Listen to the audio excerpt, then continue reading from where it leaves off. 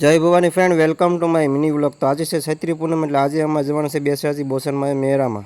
તો મેરામાં જવા માટે અમે રેડી થઈ ગયા અને અમે જો નીકળી ગયા. આવીને સીધા બેસી ગયા રિક્ષામાં. જવાનું છે આપણે પહેલાં બેસરાજી મેરામાં જવા માટે અમે રિક્ષામાં બેસી ગયા. થોડીક જ વારમાં નારાયણભાઈ પણ આપણી સાથે આવી જાય. બેસરાજી આવી ગયા સીધા આપણે બેસરાજી. રિક્ષાનું ભાડું દઈને પછી આપણે હાલતું થવાનું હતું, કેમ કે અહીંયા વાહન જવા દેવાની મનાઈ હતી, એટલે અમે ચાલીને જવું પડતું 1 કિલોમીટર જેટલું. તો 1 કિલોમીટર ચાલીને ફાઇનલ અમે પહોંચી ગયા બેસરાજી મંદિર સુધી. અને મંદિરે તો ફૂલ ટ્રાફિક હતું અને પાછા આપણા મિત્રો પણ ભેગા થઈ ગયા.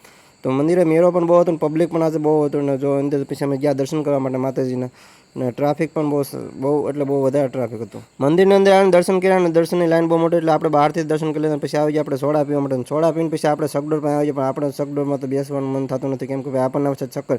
પછી મેરામાં થોડા ઘણી વિડીયો ઉતાર્યા અને ક્લિપ પાડી અને ફોટા પાડી લીધા.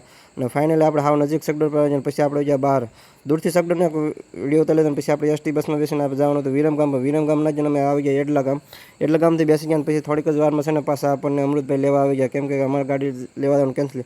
સીધા આવી ગયા વિઠલાપુર ચોકડી, ત્યાંથી શાકભાજી લઈને સીધા આવી ગયા અમારી રૂમ પર. હું આવી તો બહાર રોટલા પાછળ ત્યાં આપણને નીલાભાઈ મળી ગયા. જો આપણને નીલાભાઈ ભેગા થઈ ગયા છે. તો નીલાભાઈ તો બહુ મોટા લાડબંધના ફોલોઅર છે. હું કેવો નીલાભાઈ? કાંઈ નહીં ભાઈ, વિનેશ વરિયા કરીને 007 નામની આઈડી છે. તો ભાઈને દરેક સપોર્ટ કરી દેજો ને ફોલો કરવા નહીં ભૂલતા. ભાઈ મહેનત કરે, થોડોક તો સપોર્ટ કરવો જોઈએ. ભાઈ બિલ્ડીના છે ને, ભાઈને ઘણા ફોલોઅર્સ છે. અમે બધા એક જ કંપનીમાં નોકરી કરીએ છીએ.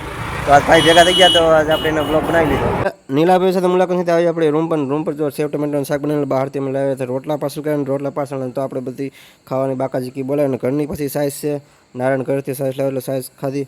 અને પછી આપણને અમૃતભાઈ આપણને ગાડીમાં લઈને આપણને મૂકી જાય હોન્ડા ગેટ સુધી. હોન્ડા ગેટથી આપણે ગાડીમાં બેસીને આવી ગયા સીધા સુખમાં.